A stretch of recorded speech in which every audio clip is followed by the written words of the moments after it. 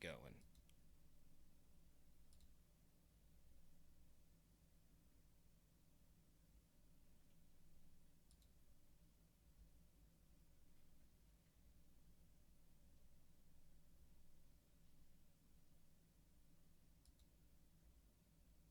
What's up, YouTube? It is Tuesday night yet again. It's May 1st, 2018, and it's 10:40 p.m. here in Central Standard Time. Wherever you guys and gals are, it is time for another night of Torch Talk. And we got a good one.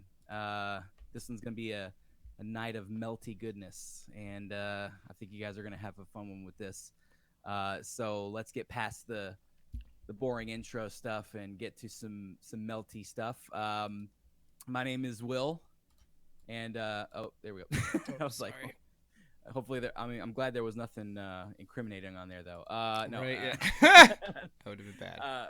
I'm Will, guys. Y'all know me. We've been doing this show for what, 4 years now, almost. It's ridiculous. And links are always in the description for Mike and I. You can find them there. But I'm Will, and my buddy here, whichever way we decide to go with it, is Mr. Mike Mason. Yeah. And there he is. Where is he? We doing my thing now? Yo, what up, dog? There he is. Yeah, it's me, baby. Hey, homies. Yeah. So, guys, tonight we're going to revisit Honeycombs. Some of this stuff is similar methodologies to what you've seen before, but with some 2018 additions. And then we're gonna actually take this fumed Murrine out to an outside layer. So there's gonna be a whole bunch of new stuff on top of a topic that we've hit before.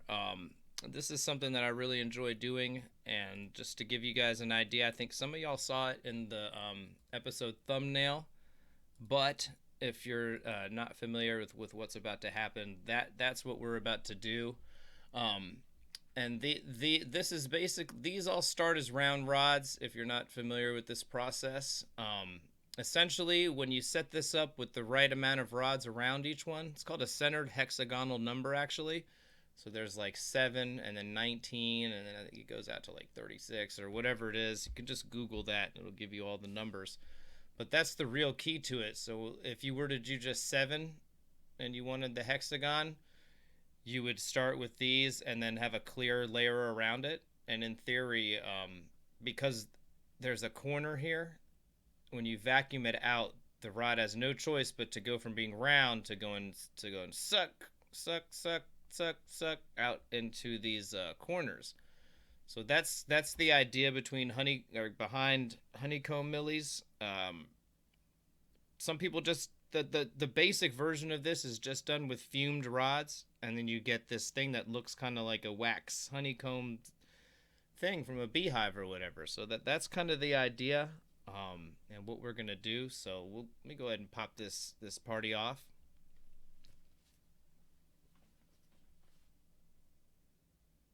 Hope that all made sense. If anybody has any questions about what we're about to do, drop them now, because this party's about to start. Homies, let's take a second to thank these sponsors.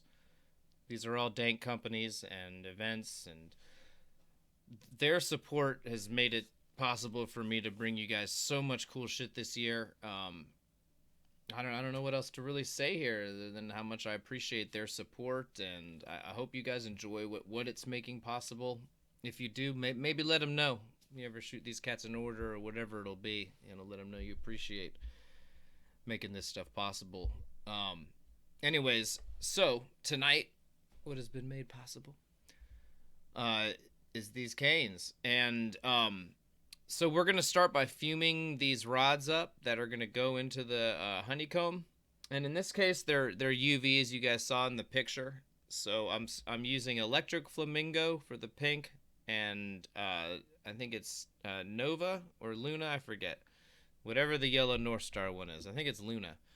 I've had them around for a while, so I forgot the name. But one of them's blue and one of them's yellow, the Nova and Luna, but I forget which is which. Anyways, okay, so I'm loading my fuming rod here. That's a quartz rod, and it's flattened a little on the end, and I picked up my silver with my tungsten tweezers and just dropped it right onto this kind of puck at the end.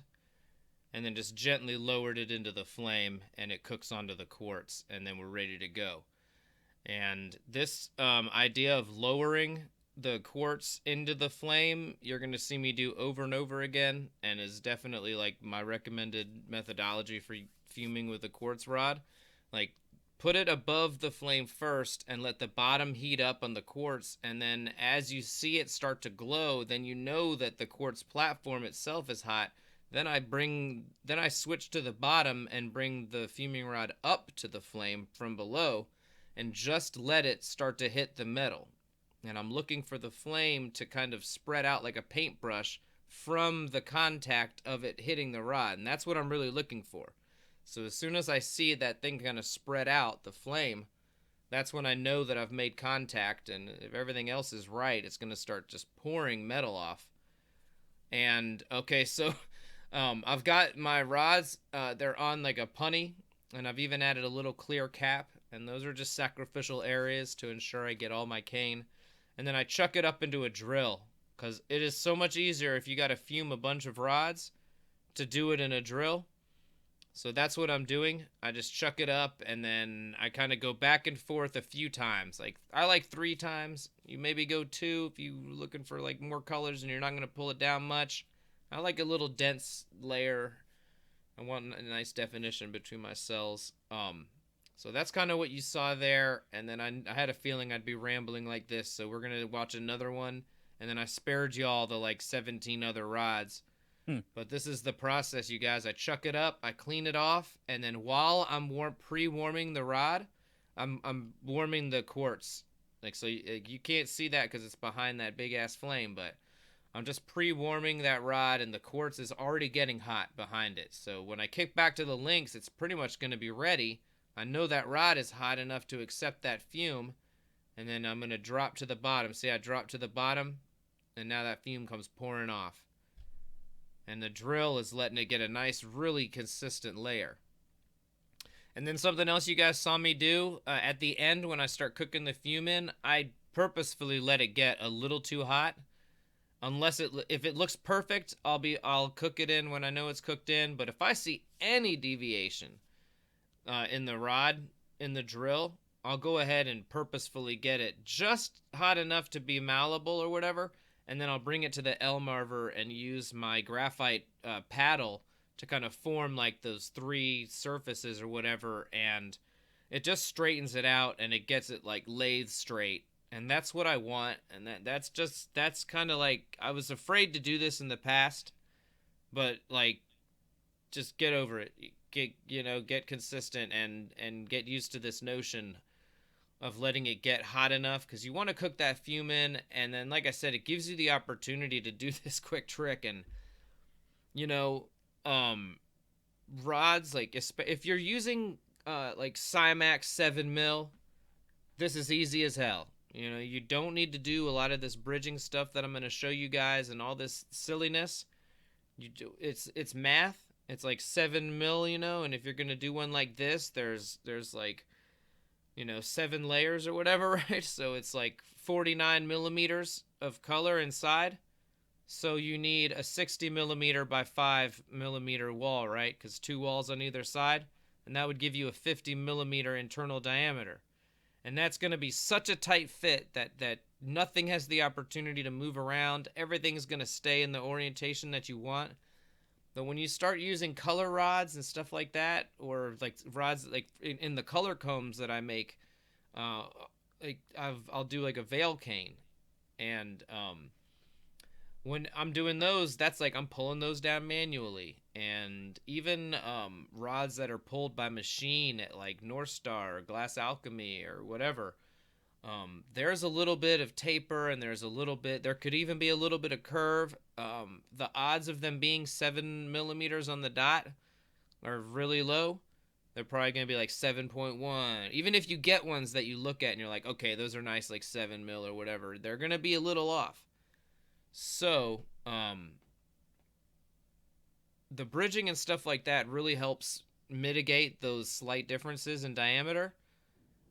It keeps everything in place, and we'll get to that later, but also having everything really straight is another one that'll really help you keep consistent tight hexagons, and like that's kind of the point here. I wanted to just share some of these tricks that I've learned for making honeycombs. I think this is such a neat process, and there's so much like room to explore here that it's something I'm happy to share. And I don't know, I'd like to see more dope honeycombs out there.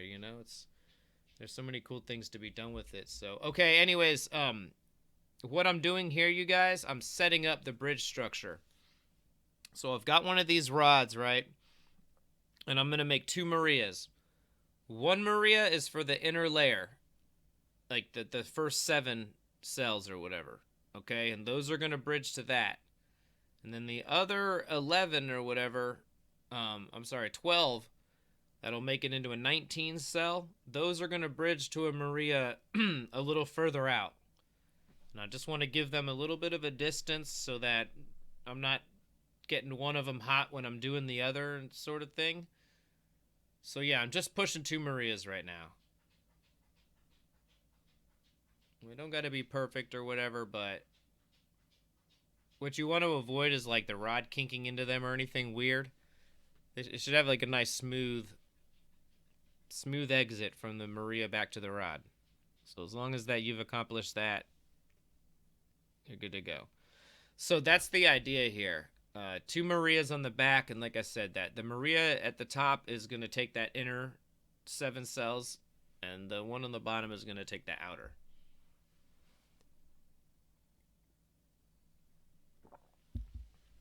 There was a question, Mike, that came across. Sir HC 601, I guess it is, or maybe it's Sersh 601. He said, "Why leave it shiny?" Why leave what shiny? What do you mean? The fume, I'm assuming. Oh, I mean, your other option is to go really heavy and get it all milky and gross. I just think you're not going to get any kind of good colors out of it at that point. Is that what he meant? I don't know. I read his question verbatim. Yeah. Why leave it shiny? The fume. Yeah, that's what he said. The fume. Yeah. Shiny is kind of what you want. Honestly, like when you get these nice iridescent things, when it gets all gross and milked out looking like that, and you kind of gone too far. There's no chance of any kind of attractive colors coming out of that at that point, and that can be fine if you like.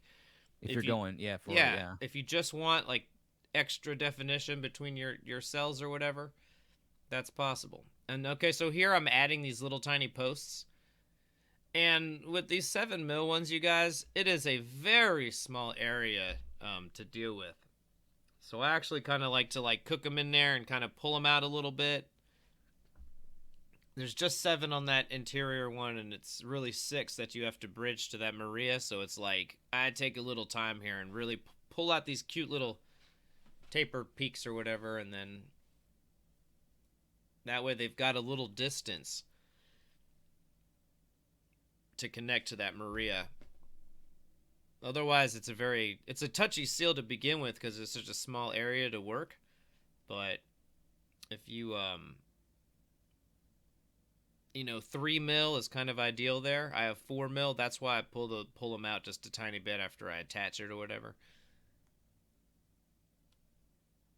Okay, so these patterned ones. Some of them kind of get like this, and then I'll wrap, like the 361 cell one, for example, that had a pattern in it. That one, I got them into their place first, strapped in, and then I adjusted them by their little, those little posts that I pulled out. This one is a pretty simple pattern, so I kind of just held everything in place, and then the outer ones, I just kind of slid them into my hand, And it's like a self-supporting type of structure, so yeah, and here I'm using that UV light and just making sure everything is where it belongs. And then I like zip ties a lot for this. I really like this heavy duty brand or whatever. They're like 100 of them for $2 or something at Walmart, and those are not. That tiny one is like some jank ones I got at Dollar Tree. They suck. And there is a definite difference, believe it or not, between it's huge. Like you go to Harbor Freight and you can kind of notice the difference. Yeah, totally. I mean, and the Walmart ones aren't expensive or nothing. It's just, yeah, like the Dollar Tree ones were 60 for a dollar. So it's like we're talking a 10 cent or whatever, like less than a penny difference. Okay, these are the ones that I like. I just had that one sitting around, so I grabbed it to get the party started.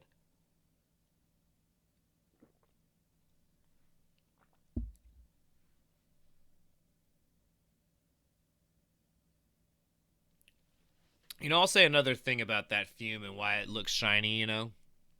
Like I'm leaning strongly towards oxidizing with that silver. With the gold, it's okay to be a little more reductive, and in fact, that like super oxidizing flame can kind of abuse your gold. And but the silver, I've got my pressures down a bit, and especially on that outer that I'm using to cook stuff in, it's pretty aggressively oxidizing, like not hardly any candles type of thing. And you'll see the difference. Like, just do a test one, like get the rod fumed, in an oxidizing flame, and then like do one like that, and then throw one into a really reductive kind of bushy flame to cook it in, and then throw another one into like a, not necessarily like hissing and raging, but like not much candles type of, not much, not cut the fuel back, so to speak. And you'll see there's a big difference. Like the oxidizing flame really seems to keep it a lot prettier and keep those colors, whereas that reductive flame, it's like it'll just instantly kind of milk up if you've added a lot of fume. So, just something to think about. Okay, so as you guys can see, I've got those things strapped in. I kind of pre-warmed that area with all those little posts. And then basically, I'm just going to get those posts to connect to that Maria and torch them in very carefully with the hand torch. This is a really touchy thing. Like, really make those posts small and really take your time here. Anytime that I don't, any little bit of sloppiness will result in those bridges cracking, because it's just a sensitive area, and it's such a small area that it's tough to get inside the connections. So like I'm always kind of trying to pull them to connect to the outside of the Maria. I definitely don't want to just cram it in there and let it like push right into the Maria, like that post. Imagine it coming straight down on the top of the Maria. Like, fuck that. It should be, like, kind of hanging out, connecting to the outside. Then I can kind of shoot the hand torch, like, shoot the gap or whatever, and hit that interior curve. And that interior curve is the trouble area. If you can get those cooked out, it's a pretty safe zone. And then it's going to get hot again later when I'm bridging up the outer ones. So it's like, take your time here, get those connections tight. Like I said, a 3 mil is ideal for those posts if you have it around. If not, like I said, I like to connect that 4 mil and just kind of tug it out a little bit. And then I'll nip them off. So here I'm resting that handle. I could have cut that handle off, but it kind of helps me when I'm setting up the next bridge later, So I like to keep it on there until everything is kind of strapped in on the next layer. But yeah, I'm just going around, just working those little connections with a very tiny flame on that hand torch. And this is really similar to what you saw with the color combs. And also for the multi-bore I posted up like this, isn't it?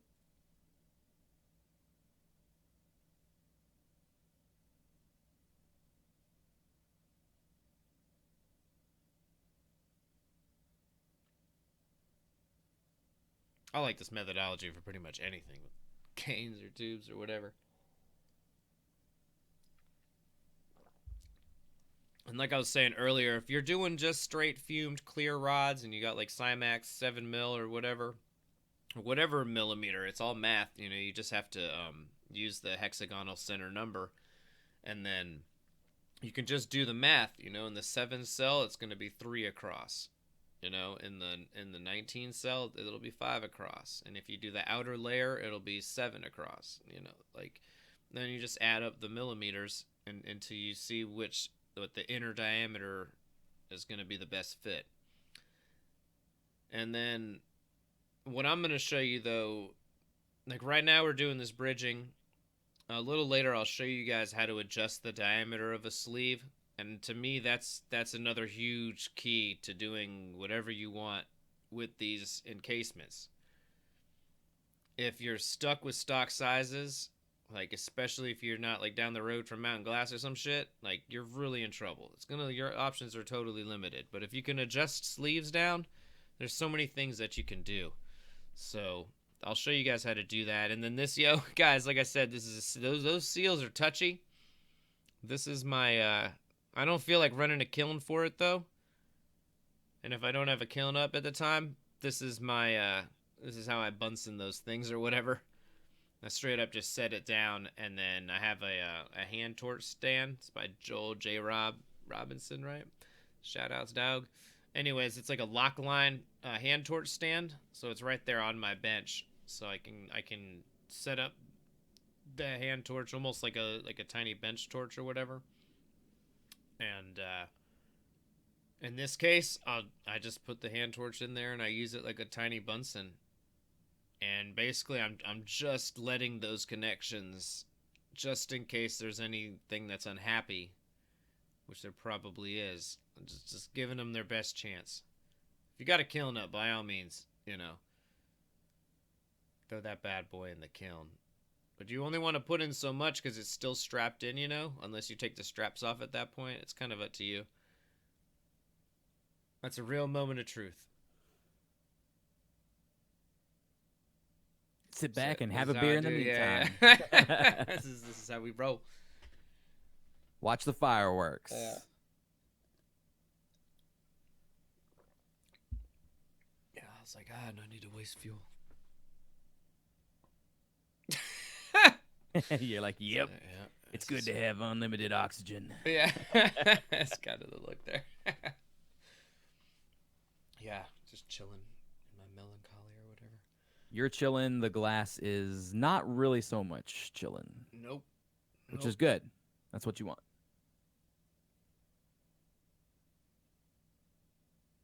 And yeah, I kind of left this footage in just to make a point.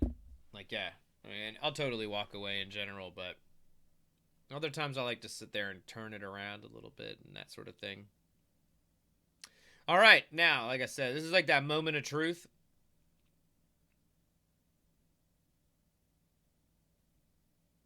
Yeah, see, I removed that handle, and maybe I wanted him strapped in at that point, just in case. All right, so now we've got that. Just checking everything, make sure I didn't crucially fuck up. And all right, so these guys, there's so many little random steps that I spared you guys having to see with the power of editing. Each one of the outer ones just has like a straight 4 mil post. Excuse me. And yeah, so I'm just gonna heat the end and kind of sometimes you'll see me use the neck of the hand torch, other times I'll use the Marver, pretty much whatever. I just need to kind of nudge it in the direction of the Maria, and they just need to touch the tiniest bit. As long as I've got the tiniest bit of contact from there, it's just a matter of kind of heating each side, and letting that glass flow around, and it'll all even right out. And it's possible to just to lay in all your rods and strap them in or whatever, and then do all the bridges. But I've found a higher rate of success or whatever with laying them in individually. It really doesn't take that long. And laying them in individually really allows me to get in and hit those seals. And this is a lot wider of a space. It's much more comfortable than the interior one, where the 7 cells, and it's so little space to work. This one is like, wide open, pleasure cruise or whatever. And Mike, you're kind of using the grooves in the layer you've laid down first to kind of hold these sticks in where they go. That's exactly right. That's a great point that I actually should have touched on. I'm totally filling the crevices first. And then by filling those crevices, it will make a new crevice for the ones that go on that outer rim or whatever. If that makes sense. Yeah. So like in this case, I'm going to add those, like, okay, so this pattern, there's like basically 5 rows or whatever. There's a middle row and then with 2 rows on either side. So it's like 5 and then 4 and then 3. In this case, I'm building out the 4 yellow rods on the outside of those 3 pinks in the middle. And then when those 4 are established, like I said, that'll make a new canyon for the pink 4 and 5 or whatever that are going to go on the top and bottom. So yeah, like there is a kind of an order to this. It's really just, like I said, I'm filling the canyons or the crevices first. And then doing those ones in the outer. Because, yeah, it's not self-supporting on those other ones, if you can imagine it. Like, I would just have to hold them really, really, really in place. It would be possible, but it's just easier to lay those things into their crevices. And then, like I said, in doing so, you make a new crevice. And then, guys, if just things to notice here. We've skipped ahead again. I just left in a couple of these parts. But you notice some of these angles that I'm using with the hand torch. I'm very rarely just directly drilling on the connection point. I'm usually coming at it at some kind of angle to kind of brush it with the bottom of the flame and let the flame shoot off into space, as opposed to shooting off into the structure and letting another bridge get loose, which I don't want. So it's and this really comes into play with seals and stuff like that when you're torching them in as well. Like same thing with ring seals and that sort of shit. If you're doing the joint or whatever, you kind of want to let that, instead of shooting straight into the piece, come at it from an angle so that the flame is kind of hitting the, it's almost like it's going parallel to it or whatever, but close enough that it's taking the heat and you're not just straight drilling on something. I don't know. This is something that Mike Nan taught me, Merge Scientific, and he was doing a lathe class, and so much of the stuff you're doing on a lathe, you're using a hand torch, and the piece, you're kind of restricted in the way you can move the piece around to accomplish your seals. So it's these angles with the hand torch are absolutely critical, because it's not like this piece I've even got in my hand where I can just freely move it in space, So just something to think about with your hand torch, guys. Like you don't really ever need to be just straight drilling on anything. Okay? That's a weird angle.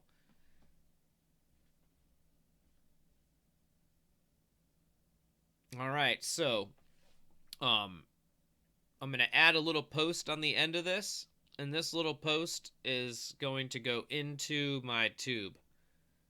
That is going to be the sleeve. And it just helps keep everything centered. You guys see me do this on sleeves. Really anything that has one tube going into another or one structure going into another. If possible, if it's able to get something on the center, I'll do it.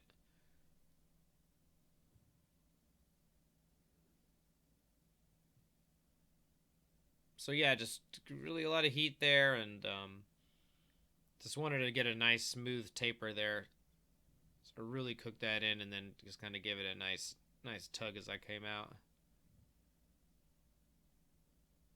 Everything there is pretty sensitive. It looks like a nuclear reactor you're building there, Mike. Somebody had posted a cool picture of like I don't know what type of camera or whatever, or if it's even technically what you'd call a picture, but they used some kind of imaging on an atom or a molecule or whatever, right? It looked just like a honeycomb. It was crazy. I was like, damn. All right, so there you go. That's what you want, like this entirely held together structure. All right, and this is the outer layer, you guys. The outer Awesome. layer I'm going to bridge on the top. And the reason being is that I don't want to keep adding a ton of extra space on the end. And I don't want to disturb all those nice seals that we just made. And these outer ones, when I put them into the tube, I'm going to add some rods around them that really lock those into place. Like, they're not going anywhere. And so if I do the bridge on top, it allows me to have this whole structure ready to go, ready to be slid in without extending the length of the bottom. And this whole part just ends up getting cooked in and closed up when I start the process, the vacuum. So I found doing these on the top preferable. I've never seen anybody do this. This is some new shit. Somebody will probably be like, Mike, this is completely ridiculous. There's no need to do this. But I really do believe that getting everything perfectly in place and then locking them in that way. And these ones touch the interior one, so I don't want them moving at all at any point in this process. And until they are all locked in, that is technically possible. So I really do like the idea of even bridging these outer ones. Technically, I could just slide this structure into that thing and slide all these in there and then slide in the extra support pieces and probably be good. But it's like, nah, I'd rather take the extra time, and it's just a bunch of little seals and stuff. If you don't take a safety break or whatever, you can knock all these little steps out. Each one's like its little half an hour, and it all adds up to some extra time, but I'd really rather take a few extra hours and feel like I've guaranteed success. I mean, nothing's guaranteed, but I really feel like this, it's almost impossible to fail if you take the time to do all this and really get everything held in place the way it's supposed to be. And again, if you're doing this with like stock 7mm, like clear, and you're just making clear honeycombs all day or whatever, you probably don't need to do any of this. With the stock tube that fits the rods and holds them in place, that's not necessary at all. So, all right, so here it is. This is what my little Stonehenge or whatever bridges looks like when it's done. And so everything is in its right place. Everything is where it belongs. Okay, so I'm going to show you guys how to make a couple different sleeves. This is from a totally different project, but I happen to have footage of it. So, and in this case, I realized that I had already had it opened and prepped. So I'm going to show you guys how to do it with just one handle on. And then I'll show you all how to do it with two handles on and when you've got air pressure and stuff. But it's really a similar process, and I kind of just bring the diameter of one part down and then kind of bring the rest of it, and I just kind of work my way down the line to match.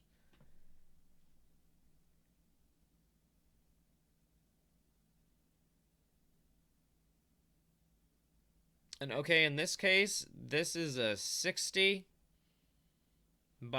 is like medium wall or something. 60 by 3.5. So, if you add up those walls or whatever, that gives me like 53 millimeters of internal diameter. And these are like 7mm.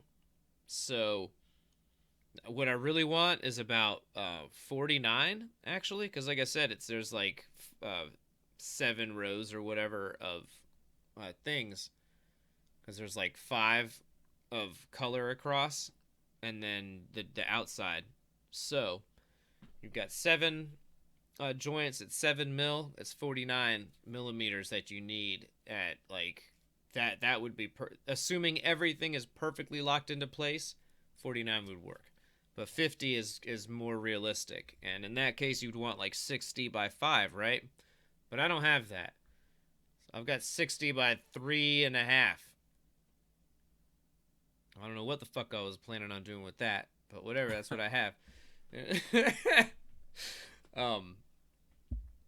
And you know, especially if you're trying to do something unique or whatever, being able to adjust the diameter down to whatever it'll be is just an awesome thing to have in your tool chest or whatever. So, and here, so I got that one band worked down, and now you can see that like a whole nother band a little further down, and I'm kind of like I'm almost using my paddle as like it's on a lever on a lathe or something, like they got those tooling bars or whatever where you can bring a tool down. It's kind of what I'm doing. And then okay, I'm using my jacks just to hold that lip. It's not like getting hot or anything at that moment, it's just holding it in space. Something must have happened internally there I wanted to check. So jacks are nice for that. You can kind of push that spot out internally if it came in a little bit. Hit him with the wax. Pussy on the chain wax. Yeah, I got some dope new wax I'm excited to try. There's like, in my neighborhood, there's a church on the corner, and they host like the Hampton Boulevard Farmers Market. And it's actually a cute little farmers market, and they have like a local beehivery or whatever. I don't know what the word is. Is it bee husbandry? I don't know. I heard that term the other day, and I was like, "There's no way that's what that's called." But it may be called bee husbandry. I don't know why. Okay. Don't ask me. Yeah. Aviary or I don't know. Apiary. I don't know what the right word is. Is that a word? I don't know. Sure. Okay. Cool. Okay. It is now. Well, there's some beekeeper out there who's gonna be writing me a letter. Anyways, yeah, there's like they had local farms were out, and like the people with the local honey and all that. So I got some bees wax from the local farm. Gotta love that local beeswax, man. I thought that was pretty cool. Yeah, local wax. Get the local pollen smells in your shop, and kind of livens things up a little bit. It was decidedly fragrant. And Will, you're the perfect person to ask about this. Somebody was telling me, a couple of people have actually told me about this recently. They said that if you indulge in local honeys, that it somehow helps with your allergies.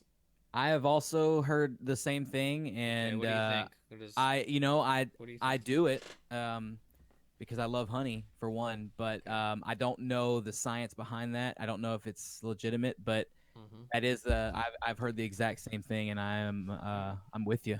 Okay, fair enough. Well, if anybody out there can weigh in on this, let us know. Okay, so that was the one sleeve, you guys. Just a continual process of marvering and rolling it down and just making it match. Now in this case, I've got another 60 mil blank, and I've got a little handle on there. It was like on a point or something, and I just pulled it off and then grabbed a random handle. So it's like that's just temporary. So, and yeah, so same deal. I'm gonna go in on that front corner, basically the side closest to my tooling hand. That's where I want to start everything always. Now, in this case, it's the side that's not going to take the vac. It's the side that I'm going to open. Technically, I don't know if that would matter, but, I do like to work towards the end. All right, and so, yeah, my calipers, I know what I'm aiming for here. In this case, I'm aiming for about 57 to 58, because I know that I want to drop the diameter of this internally 2 to 3 millimeters. So it's really subtle. But it really is the difference between locking everything in place and, leaving that room for things to shift. And there's a point at which you really end up in this predicament of like what I'm trying to do here. I'm going to sneak in 4 mil rods into the spaces. Like, imagine if you took a hexagon shape and put it into a circle that where like the circle was like hitting all the outer points of the hexagon, right? In those spaces in between on the outside of the circle, there's like a few of those little crevices. I'm going to sneak 4 mil rods into those. And that's just about perfect. Like that lets the outer ones, they're locked in. They don't really have much space to move. And that 4 mil just generally fits right into those crevices. There might be one or two where you need to pull down like a 3 mil if you don't have one, or taper down a 4, whatever.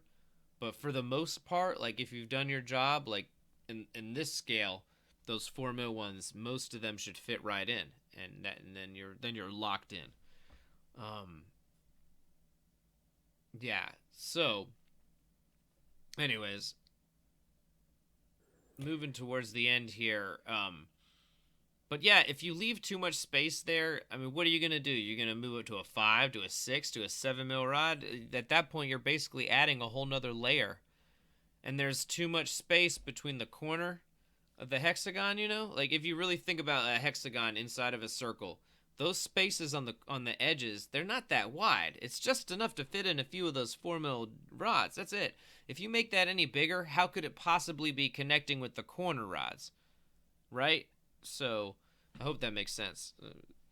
Everybody lost me 10 minutes ago or something, but Well, a good chunk of the chat room is talking about beeswax and bee honey and stuff, and everybody seems to be in agreement that it's true. So okay, fair enough. Well, at least we got some closure on that. Yeah.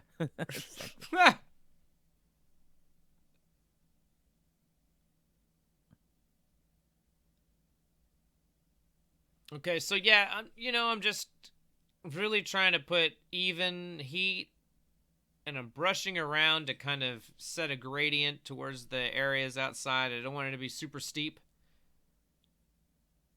I'm checking now. See that? That's looking perfect. And now I know that I just need to keep moving towards the other end.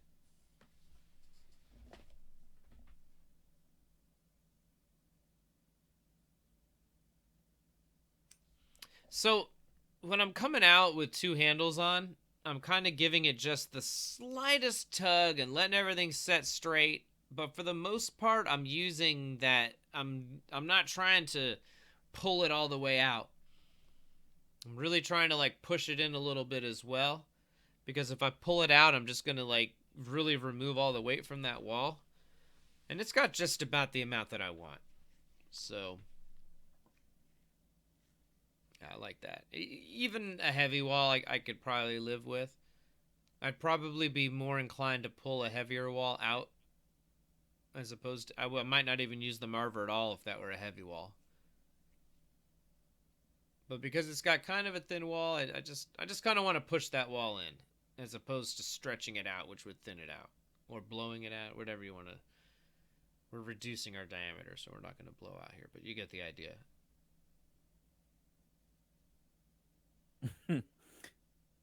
Jacob Reynolds says, "Don't buy honey from Asia. They cut it,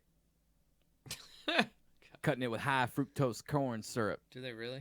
I would assume, yeah. I know that if you get like the honey, for instance, at like Popeyes and places like that, it's most. If you look at the ingredients, it's mostly corn syrup. That's fucked up. How are they even allowed to call it honey? Honey's like a specific fucking thing. It might be like honey sauce, but sauce is like microscopically printed. I don't know. That's not the sauce I'm Or maybe it's not illegal to do that. I don't know. Yeah, damn. That shit's terrible. Tastes good though.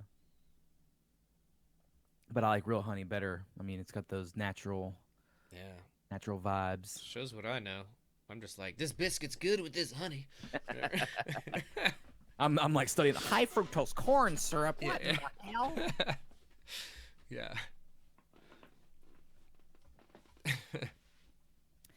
Yeah, people are kind of coming to the agreement that it's like essentially like a vaccine. Everybody kind of agrees that you're taking a little bit of the local pollen in, so your body kind of builds up an immunity to it, maybe more so than it would, and over time you sort of build that immunity. I don't know. This sounds like some bullshit a beekeeper came up with. Yeah. which I think Carrie corrected us. It's an apiary. That's what I said earlier. I was like, yo, is that Yeah. a word? Everybody was like, that's not a word, Mike. You're stupid. I think only one person in the chat room said that, though. Okay, it was fair enough. Dan Rowe. No, I'm just kidding, Dan. He didn't say that. Shout out to our chat room crew. You guys are always hilarious and keeping it fun. So shout outs to all you guys in there.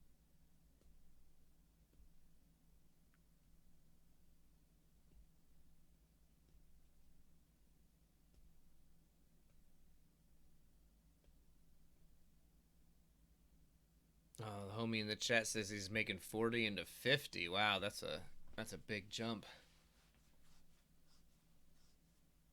Are you condensing it first so that you maintain some wall weight, or are you just blowing it up and pulling it out or whatever?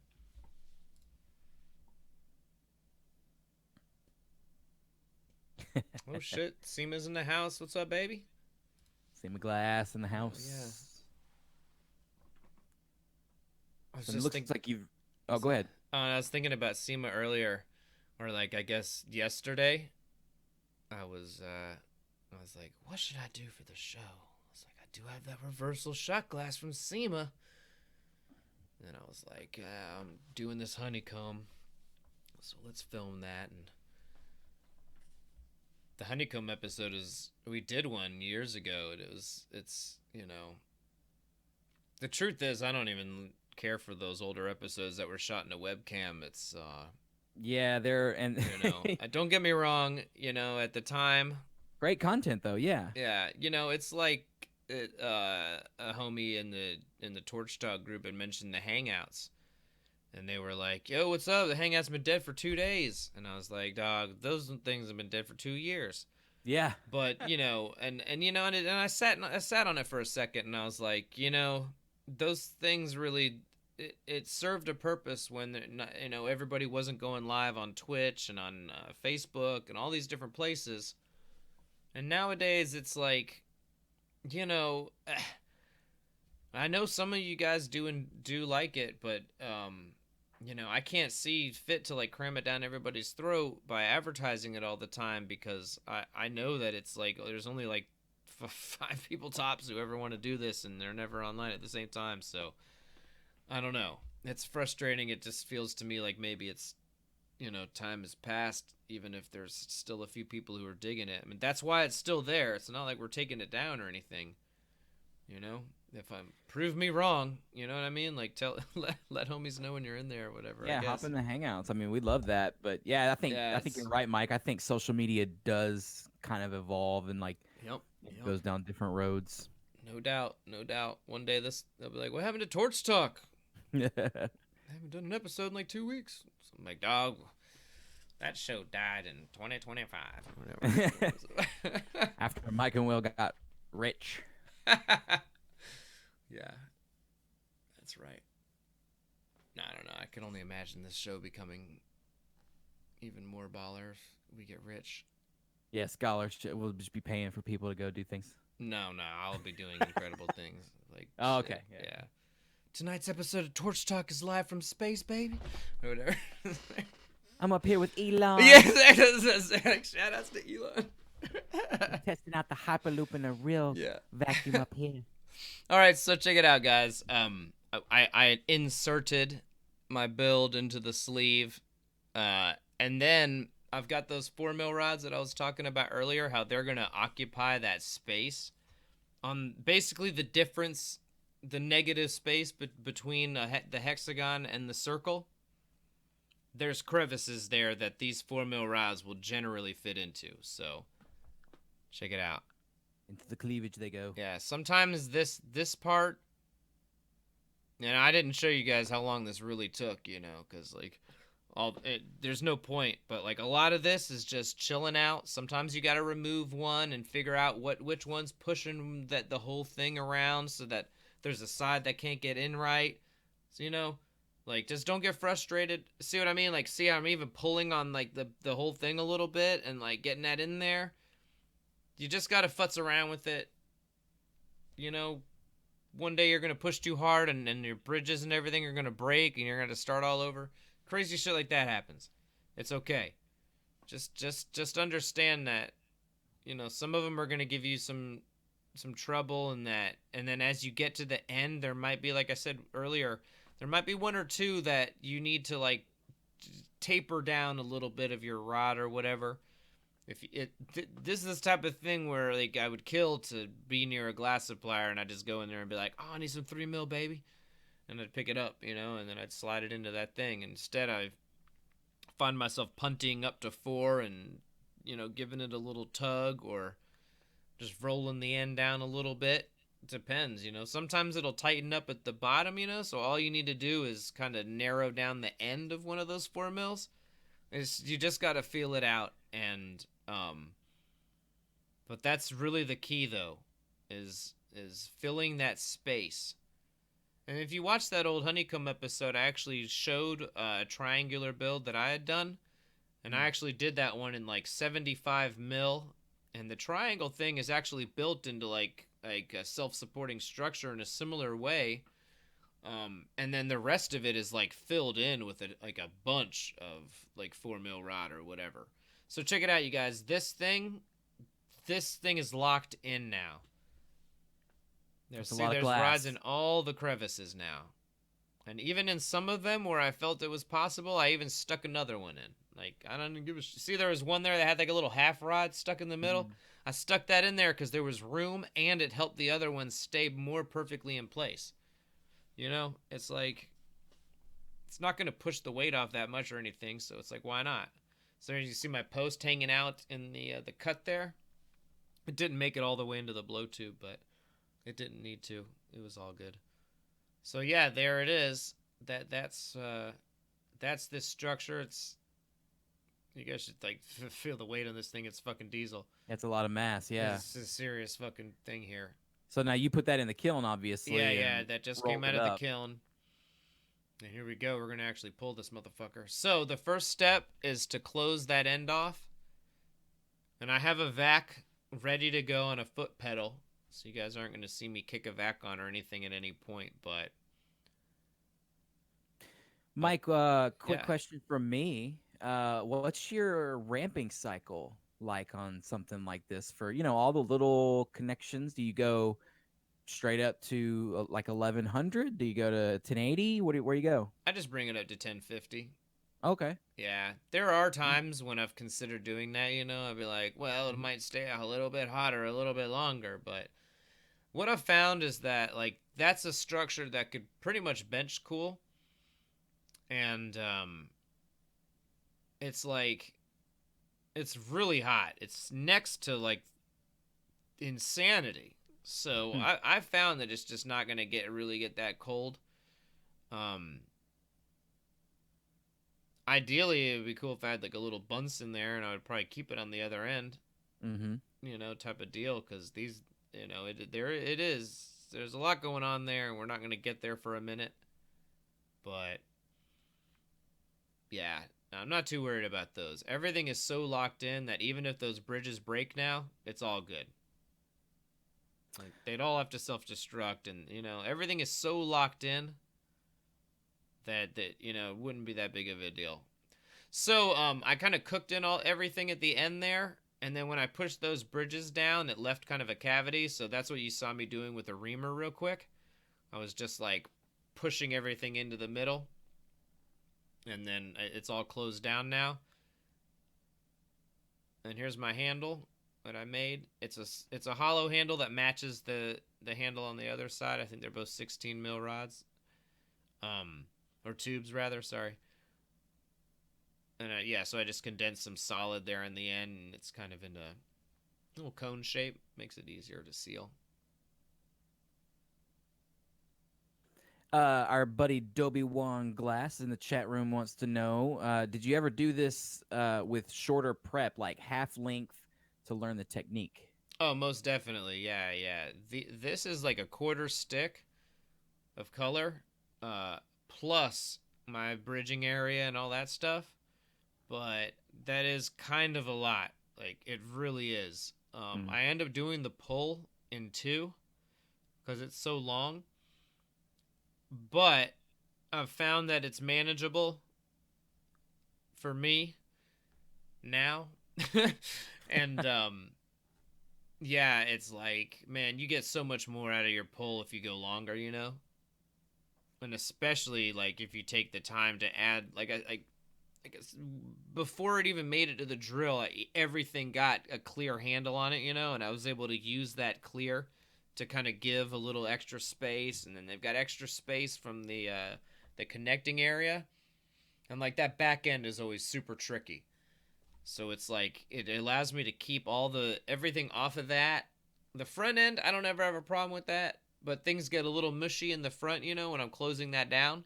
So it's like the color is off of that bullshit too.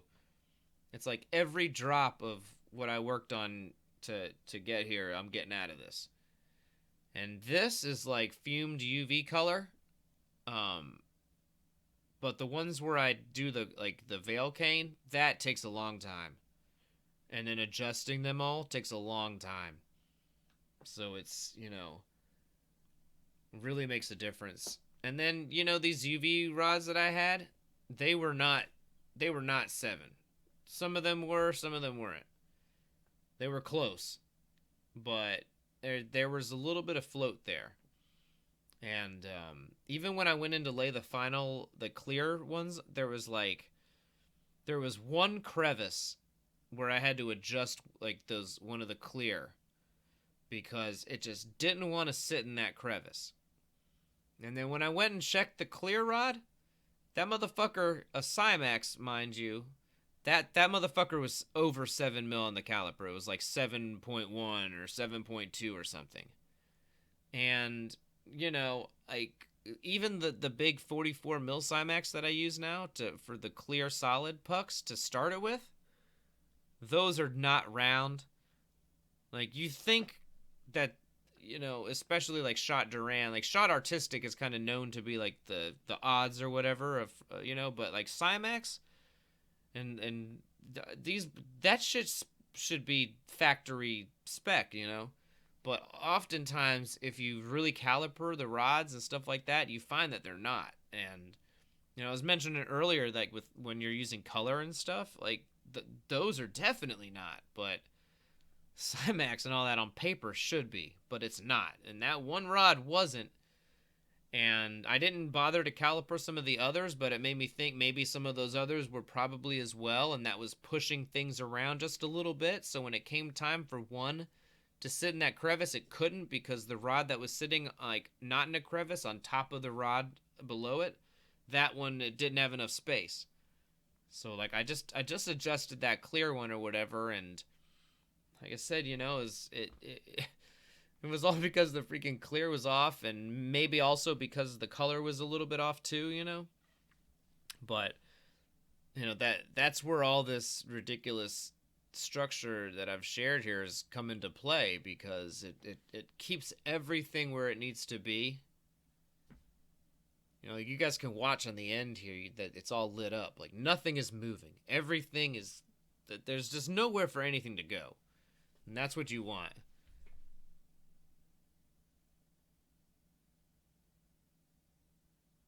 You really got to study it front to back, especially if you're going to go longer on these. Since somebody was asking, Dobie1, I think, was asking about the length of these builds. That's an issue as well. Like the longer you go, the more chance you're going to find of like one rod sitting a little differently, you know, or it's just, you really have to take the time. And that's one of those reasons on that second layer, I like to lay them in individually because I can really fill those crevices and make sure that they're sitting in the crevice at the back end and the front end. And like, if I'm doing that with like the zip ties or whatever, I'm kind of not getting that feel. I'm kind of trusting the zip ties, and I can like push around the zip ties and all that, but it's I don't know. I find it's easier to just lay them all in individually, and it's one of those things we're doing it it's not even really harder. It just takes the tiniest bit longer. You know, sometimes that's the way to go and it'll save you like a day and a half of work here or whatever, you know. Okay, so let's talk about what's going on here now that like I said, I closed this thing down I drilled a lot of heat into it. You know, like I think I hit the vac just for a second before the handle was on, and it kind of sucked things in and got any like channels away from that end. And then I put the handle on, and then I cooked a lot more heat in, and then I hit the vac again. And now I'm just working it down in bands. And I don't know, my thought process on this, I really like having a foot pedal on the vac. And I like it. I used to like having the vacuum on a pedal. There's like two types of pedals for everything. There's a pedal where like you click it and then things stay on, or there's like it's like sustain or release or whatever, right? Like Will, you could probably hop in with the musical pedal reference here or whatever, but like the pedals, you click it and it will stay on, or there's ones that you have to keep your foot on it for it to stay on. And that's what I have now. I have a Jason Gordon vac stacker pedal, and I even used to just tape that pedal down or whatever so I could use the vac stacker with my Harbor Freight pedal that would click on and stay on. I was like afraid that those air channels would kind of preemptively close up as I was moving around and stuff, but I don't know. I've found that doesn't ever happen. As long as you don't get all weird and twist your thing up or do anything stupid, you can totally keep pounding tons of heat into it with the vac off. That's what I like to do. And I don't know. I'm not the fucking big pull master, but I fucking die inside a little when I hear about people who are like, oh, there's only so much of this stringer stack I made because the pull got fucked up. And I'm just like, holy shit, I cannot believe that people spent a month or whatever, and then they fucked up the pull. And where they fuck up the pull is they are not spending enough time letting heat soak into that core. Like, yeah, you've got a giant torch, I'm sure. Great. That giant torch it's not a fucking lightsaber that, like, punches through a metal door or whatever, right? It's like, it takes time for that brutal heat to soak into the core. And on a 60 mil, 75 mil, even a 50 mil solid build, if you move too fast, when you cut that motherfucker open, it's going to have a bunch of air holes, especially approaching that center rod. And it's really just a matter of taking your time, staying in the paint on these bands until you really feel it loosen up. And I really think that the vacuum pedal only being on at certain times, like as I know the band is good, to me that those are some tenets of an ideal vacuum pull. Yeah, you really need to stay in the paint. I've done this enough. I've fucked up a couple of builds, I think, and I think that's informed my sensibilities, Like, I don't ever want that shit to happen again. It really is the worst feeling when you cut a build open and then, like, some of it's trashed because it has air lines. And you can sometimes fix that by punning up to one end with a hollow. You don't want to fuck with that. Especially if it's already pulled down. Your next best bet from there is actually to throw them into a tube and try and do like a cluster and see if you can't get the air out when you do you know what I mean? Because you're going to close it. Assuming the air holes go all the way through, cluster them up and close them off on the one end and let the vac pull the rest of the air out. Just an idea for you guys out there who are experimenting with this. If it all goes wrong, save that cane. Cluster them up, assuming the air goes all the way through it. That will get the air out, and you'll end up with some solid cane or whatever. Okay, so things were starting to get really loose over there. I'm just kind of letting it settle down, and especially as I go in towards the end there, what's going to happen is it's going to close down, and then once it closes down, there's no more vacuum. So, what I'm doing here, and what you guys saw me do probably another time or two already, is I'm pausing to let heat soak in, and then I'm going back to the other part of the build. Because that's going to get cold, and I just don't want that to get unhappy or anything. Like, it's no problem. I'm going to be able to pull this end closer to the vac, and then get that other part, in a whole separate pull. But if I let that get unhappy, like that it's all over. I could lose the bulk of the pull. So I'm always going back to reheat that. There's a ton of heat in it, but it's also giving me the opportunity to let heat soak into this end. And that's why I've dropped to the links now too, because I just want to rip heat into this end. So I'm sure I get all of my fumed, UV rods or whatever. And what'll happen is, I mean, it's like a vac stack, you go to that end, and if you go too fast, so your tubing at the very end has a bunch of air holes. Same thing. So here I'm really taking time to drill that in, and I'm using a smaller flame so it doesn't splash onto the handle. Because once it closes in on the handle, that's definitely game over. Like, it can close down on some of the outer cells and still get the air out, because it'll find a way, But once it closes down on the blow tube, obviously that's definitely the end. So really take your time to drill that heat in there. Let that heat soak in. Like I said, go back to the other end. Just give it some comfort heat. Let that heat soak in. That's what I was saying a minute ago. It's not a lightsaber.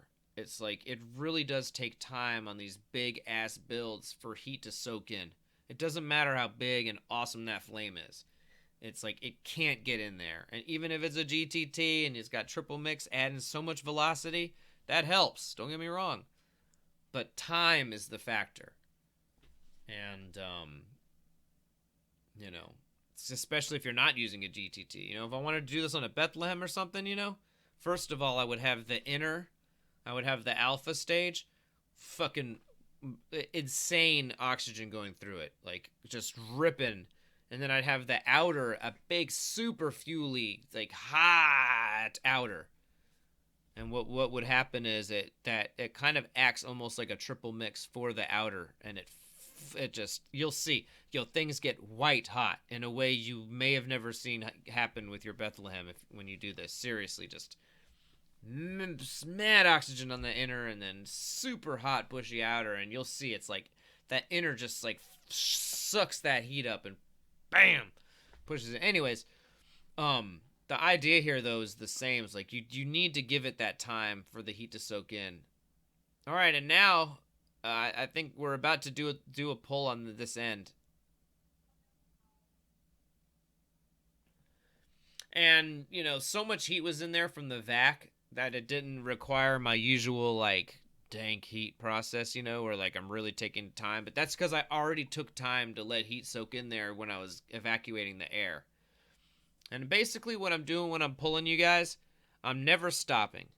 I might slow to a crawl, but I am always moving. And then at a certain point, like when the build, like the pull itself, the cane in the middle is kind of cooled to the point where I feel like it's basically, I wait until it's cool enough and at the diameter such that when I aggressively pull the rest of it out, it's going to lose a little diameter from there, because if I let it fully set, it's not going to want to pull out, right? So it's a bit of a dance in terms of like setting that diameter a little bigger than you want, and then giving it that juice and getting, to this is as big as I can pull. So like that's what I want. And you see, I did this really, really nice even section of cane. It's another thing I cringe at when I see canes that are not looking all straight and even. It's like, don't get me wrong, there's always the little extra ones or whatever, but the most of your pull should be like really nice even sections. And then here I'm going to show you guys a little bit some of my ideas about how to adjust that.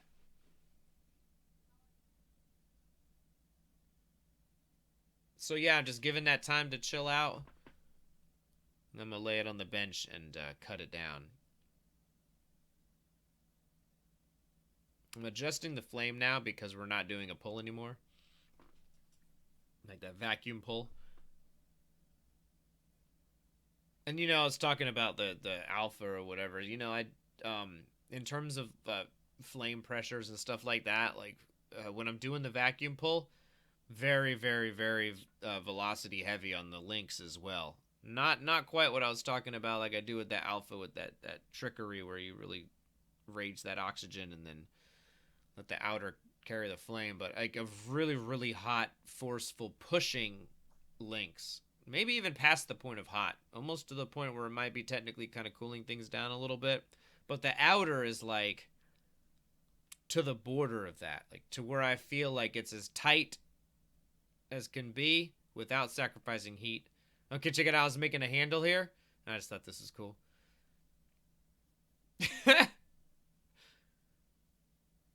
It was like part of it had cracked in or whatever, so it almost had like a little. It almost had like a little shovel scoop on the end. It was like catching the the fuel. Anyways, okay, so here's this build. The other part of the pull, probably the bulk of it, really. Because what we had in that other part was some of the sacrificial area and the bridging structure.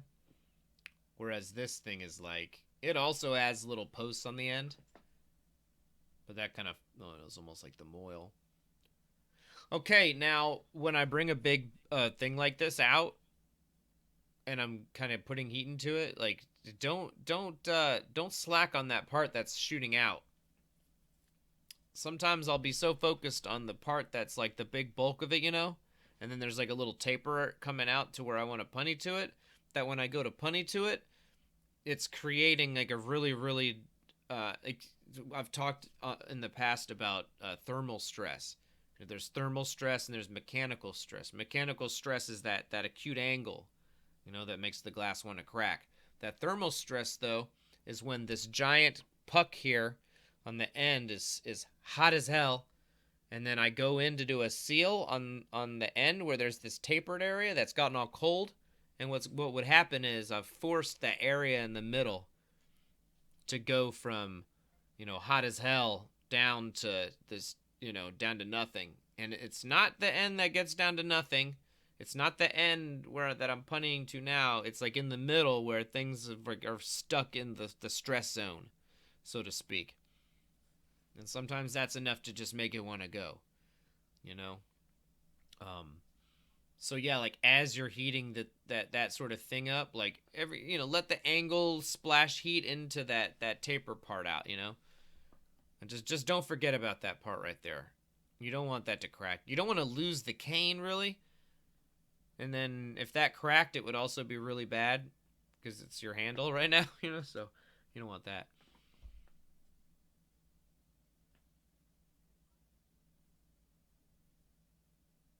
Okay, so I got that one handle on there, and now I'm actually going into that like moil area where those bridges, like on the outer layer and all that, like where I closed the tube down. I'm going into that area just to get the handle back on really straight.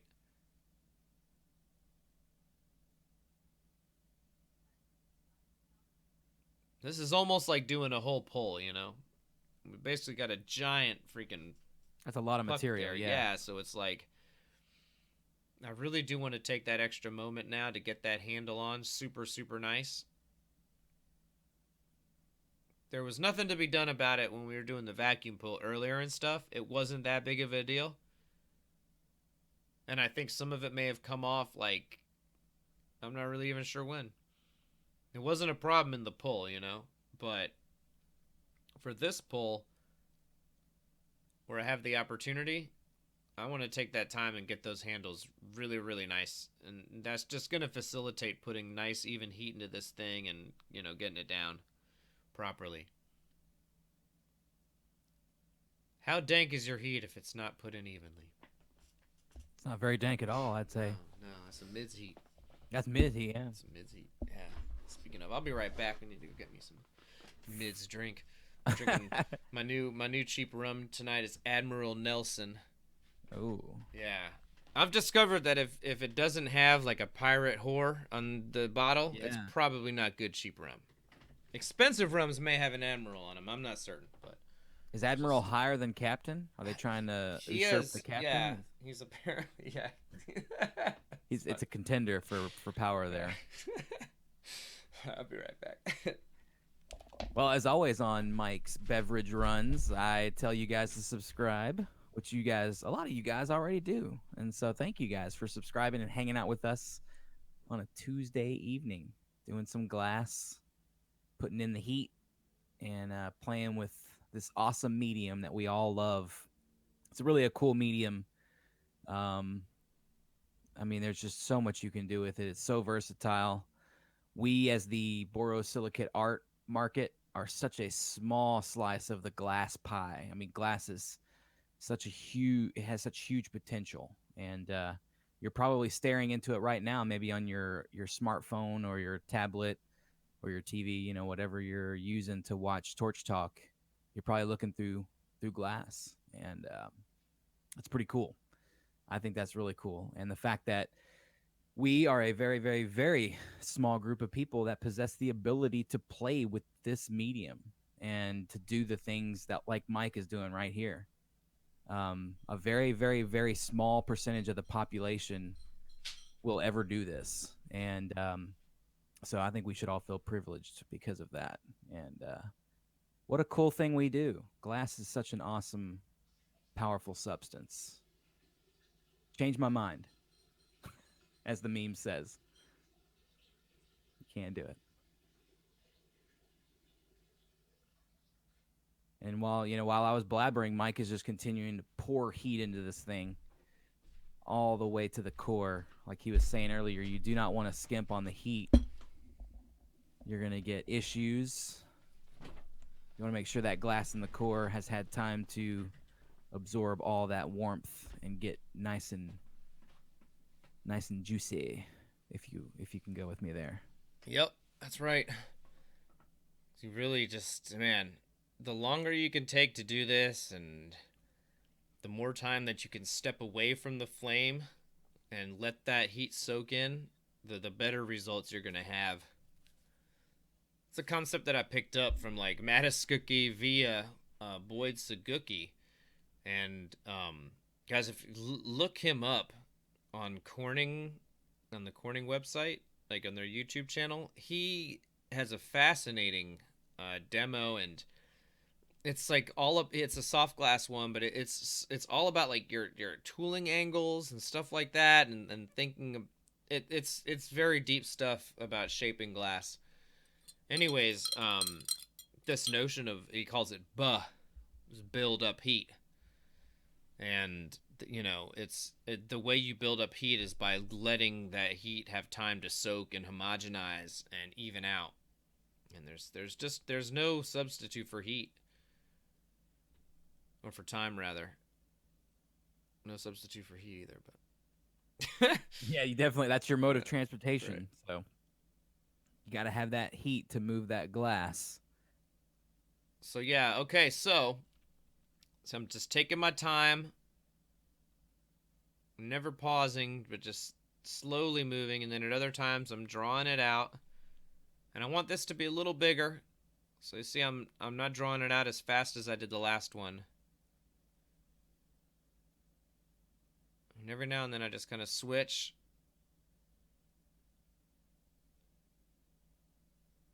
This is when you need some dudes on a lift, man. So you do, you really do. It's there's this moment when, like I'm about out to my wingspan. But if I had a little more, I could pull those parts that are tapered right now on the ends, like out to the rest, and even more would come. And like once you get it moving, it's crazy. And yeah, I miss the ability to do that, but no, I do my thing. I do all right.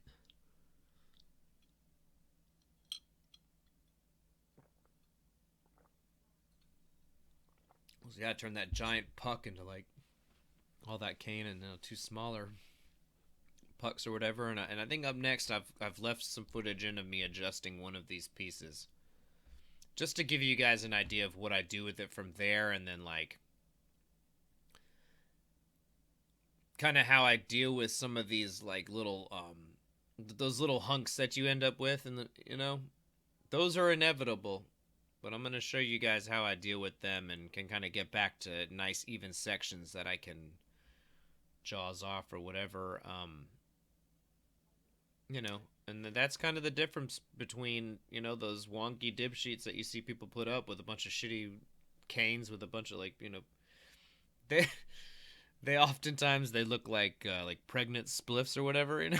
You call them, they can't roll an even joint, right? Like, oh man, this joint's pregnant. That's sometimes what they look like, you know, or they just got a bunch of taper off them and stuff. Not the end of the world, but as a person who collected cane and all that, and uses it a lot, makes it like strong preference for nice even sections of cane. It's to the point where I will not sell that stuff, and I don't even like to put it in the subscription packs. Really do like my people to get nice sections of cane.